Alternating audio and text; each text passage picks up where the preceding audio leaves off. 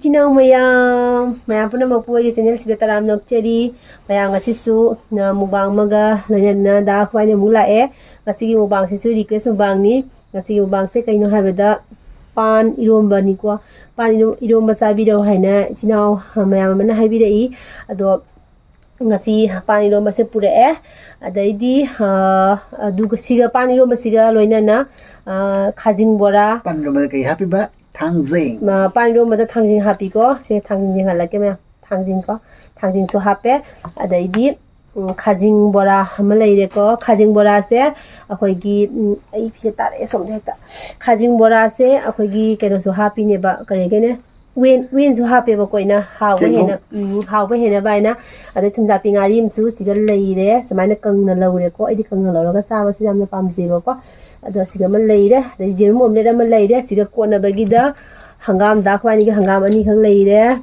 daidi asiga tengna leire daidi kai thabi leire ko aidun han kai thabi utkibedo akhoi gi siga hawbodo adu kai thabi gi matonu ni ko saba hora se mayam se hangam mato kanu kai thabi maton se tho na ure ba ko si ta thara trobani mathen mayam adu mayam horage Saba Horage, Maroi Semtang Nai Kai Ge, Dana one and a half million and hang a 1 and a half cake in one and nine Ikayavan. As the Larry Paniroma say. I'm thinking of the Namiana. Paniroma say, That's a little Paniroma Tanging Hapagako. How running a CD, Panidomba. Thada Paniromba Saba says I'm how we never go. I was a chap how the game I am, chap could hammer a lavani for that one. Mayam, under the Molokolage, Paniroma say, Panga Tanging Rumba. What we are deming do, Quena, skin short low, Tambanedo, skin short low was Yaman Yidranko. Tiban Kandre, Panga Tanzinga, Iron by Tawina, Pasana, request of a brother, sister, what we are there, and the song. Questo lo possiamo dire magta. Sara sì. Miam sani mana lo ada. Si se. How do ni? Miam si. Sara si ko.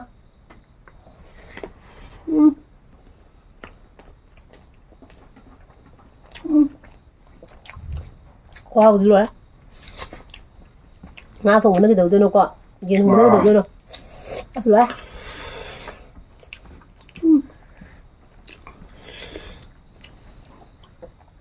Tino kilo que me.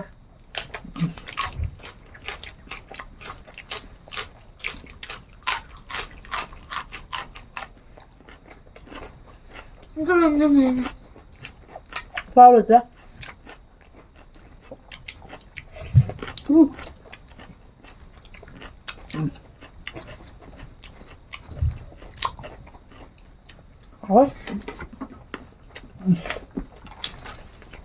Enggak benar yuk. Kajing bola.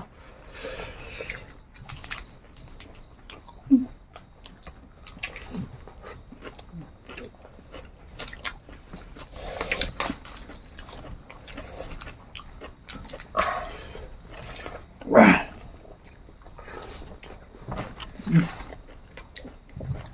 Enggak mana aku bangga guna. Sao lagi kok?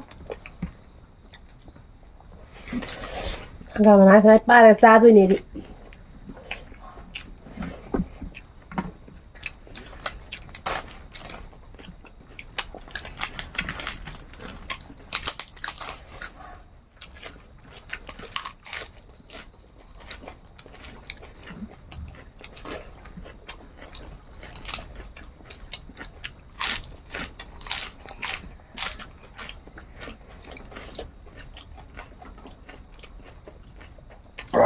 Không tỏ ra.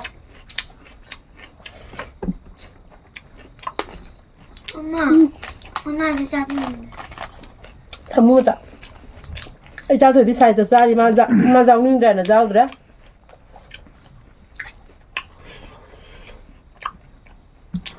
Ngon nha.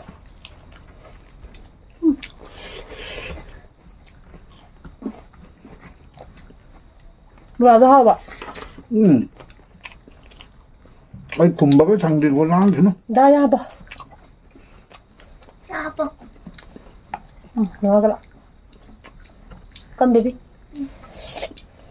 Aja. Wacha jam sari sa ni pizza. Asa. Ano mo ihe sa ano. Wala mo ka sa tapos ko.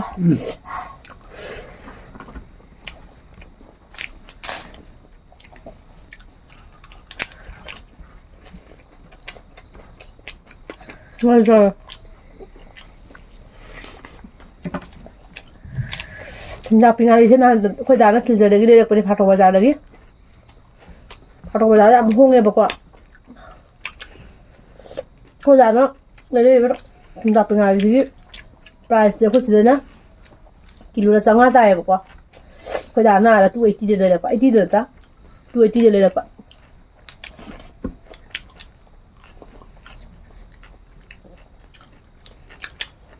이거마다 가래 그러면 등하지 같이 재자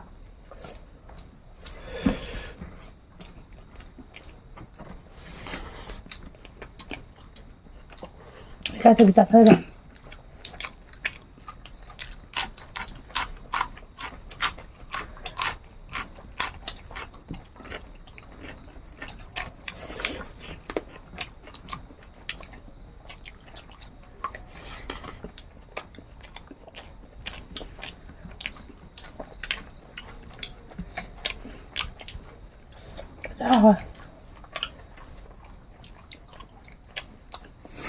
ôi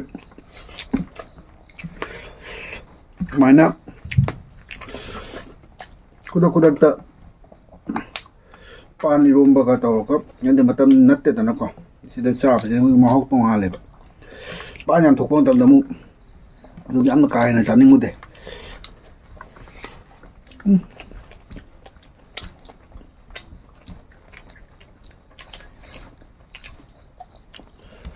em hỏi thằng chính là mà luôn là mà hào được cảnh hộ đã làm nó hào như này đó 지금 보세요 맨날 하하오는 싸우라게 제가 해놓으라 깐다냐 싸바 펑디 보고 싸바 펑디 하이세 거기 싸바도 먹다봐 ꯑꯗꯨꯒꯤ ꯇꯟꯖꯥꯗꯨꯒꯗꯤ ꯆꯥꯕꯗꯣ ꯌꯥꯔꯛꯇꯕ ꯇꯟꯖꯥꯗꯨꯒꯗꯤ ꯀꯔꯤꯝ ꯐꯪꯄꯣꯟꯇꯦꯕ ꯆꯥꯕ ꯉꯍꯥꯛ ꯆꯦꯟꯗꯅ ꯆꯥꯍꯧꯔꯒ machine ꯌꯥꯔꯤꯉꯩꯁꯤꯗ ꯇꯨꯝꯕꯒꯤ ꯁꯛꯇꯤ ꯉꯝꯃꯤꯉꯩꯁꯦ ꯑꯩꯈꯣꯏꯒꯤ ꯑꯍꯟ ꯑꯃꯅ ꯇꯥꯛꯄꯤꯔꯝꯃꯦ ꯑꯩꯈꯣꯏ ꯏꯀꯨꯕꯣꯛꯅ ꯉꯥ ꯑꯣꯏꯔꯤꯉꯩꯗ ꯌꯥꯕꯨ ꯂꯨꯅ ꯇꯧ ꯌꯥ ꯆꯦꯛꯁꯤꯟꯅ ꯍꯣꯠꯅꯧ ꯍꯌꯦꯡ ꯑꯍꯟ ꯑꯣꯏꯔ ꯀꯞꯆꯔꯛꯆꯅꯦꯅ ꯑꯩ ꯆꯥꯅꯤꯡꯕ ꯀꯌꯥ ꯆꯥꯕ ꯐꯪꯈꯤꯗꯕ ꯅꯨꯡꯉꯥꯏꯇꯦ ꯑꯗꯨꯅ ꯑꯩꯈꯣꯏꯅ ꯁꯨꯃꯥꯏꯅ ꯀꯨꯝ ꯂꯥꯎꯅ ꯁꯥꯔꯒ ꯑꯩꯈꯣꯏ ꯏꯀꯨꯕꯣꯛꯅ ꯅꯨꯡꯉꯥꯏꯔꯝꯒꯅꯤꯗ ꯍꯥꯏꯅ ꯍꯥꯏꯕꯗꯣ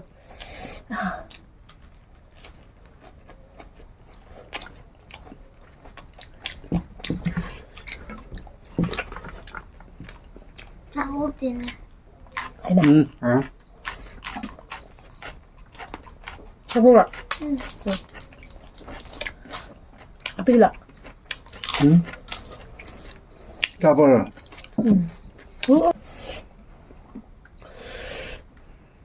싸우네.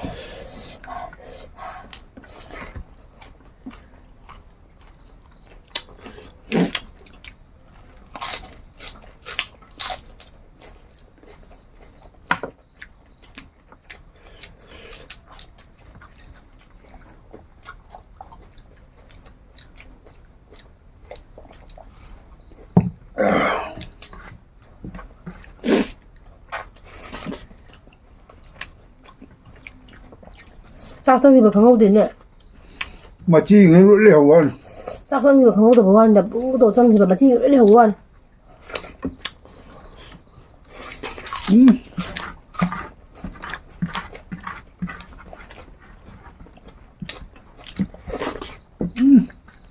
맛있다.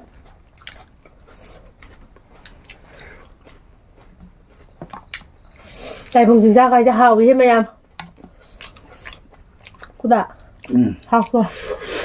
Cô tầm mơ cứ nói con nó cho cookie á, ba này nó muốn cha gì hết. 짧은 긴장 mà ꯇꯥꯏꯕꯪꯒꯤ ꯑꯍꯥꯎꯕ ꯆꯤꯟꯖꯥꯛ ꯃꯌꯥꯝꯅ ꯊꯥꯗꯣꯛꯑꯒ ꯁꯤꯒꯗꯕ ꯄꯨꯟꯁꯤꯁꯦ ꯄꯥꯝꯃꯨꯏ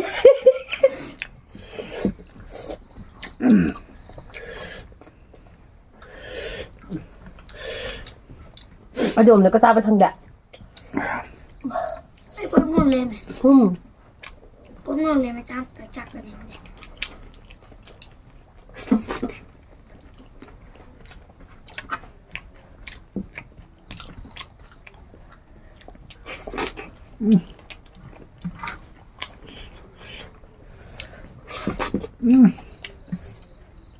Wow.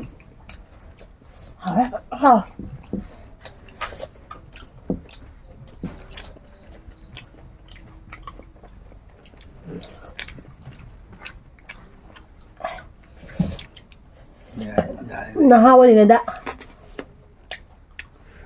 나는 어린애다. 짠 거 짜호.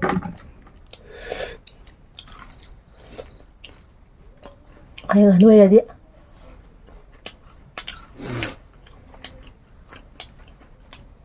어머니나 이제는 다 들어와니. 누도 정해봐. 어서. 지금 원래 우리 봐. 어제는 뭐 먹지? 됐어 그거.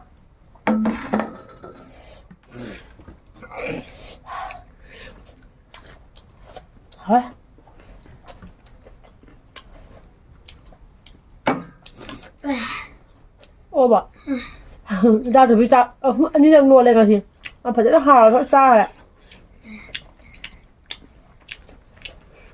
một cái hầm đưa mà ta mà thức nuôi lên rồi Ra rồi. Ay, ko leme.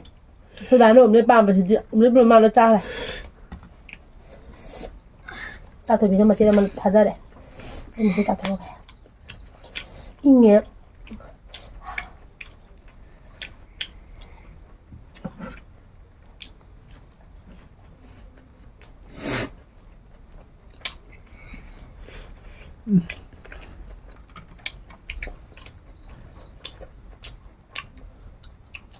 Tôi chào với bức thương rồi. Tôi chào với bức thương rồi. 하고 있는데 가진 거라서 위엔수 하법은 얘네 구하오 막 가진 형을 잘 뭐라 그 가진 년 보고 잘 좋은 걸 아메 요즘들 아메 좋은 막 원래 호분해 봐 따가 때 팽팽팽 쪽에 막 가진 거 해보거든 다 행복하지 파울 그러면은 필요 없는 같은 선배 해볼까 nó hào có thể là hành tao đó tiếc mình đó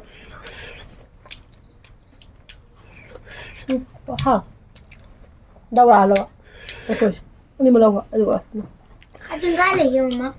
가진 필요 없는 거 알지 어디 가다에 돼 엄마. 뭐라 한다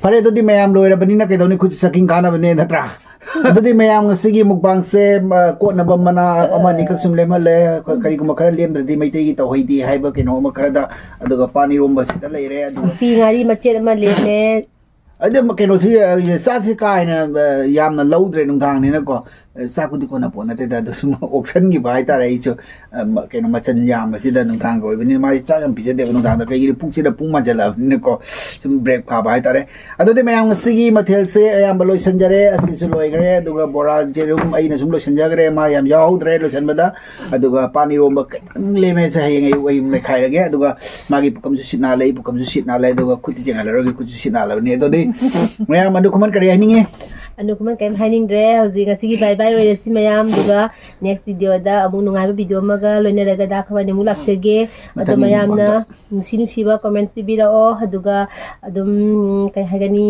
question hangning ba leira ga shudum hang bira o adum answer dum pizarake adaidi anoba chinaw sangbirak pa chinaw singna ꯑꯩꯈꯣꯏꯒꯤ channel ꯁꯤꯕꯨ ꯅꯨꯡꯁꯤꯕꯤꯗꯨꯅ like ꯁꯤꯌꯔ subscribe ꯇꯧꯕꯤꯌꯣ ꯑꯗꯨꯒ ꯕꯦꯜ ꯑꯥꯏꯀꯟꯗ ꯅꯃꯁꯨ ꯀꯥꯎꯕꯤꯒꯅꯣ ꯁꯤ ꯍꯥꯏꯖꯔꯒ ꯃꯌꯥꯝ ꯉꯁꯤꯒꯤꯅꯗꯤ ꯇꯥꯇꯥ ꯕꯥꯏ ꯕꯥꯏ Tata, bye bye.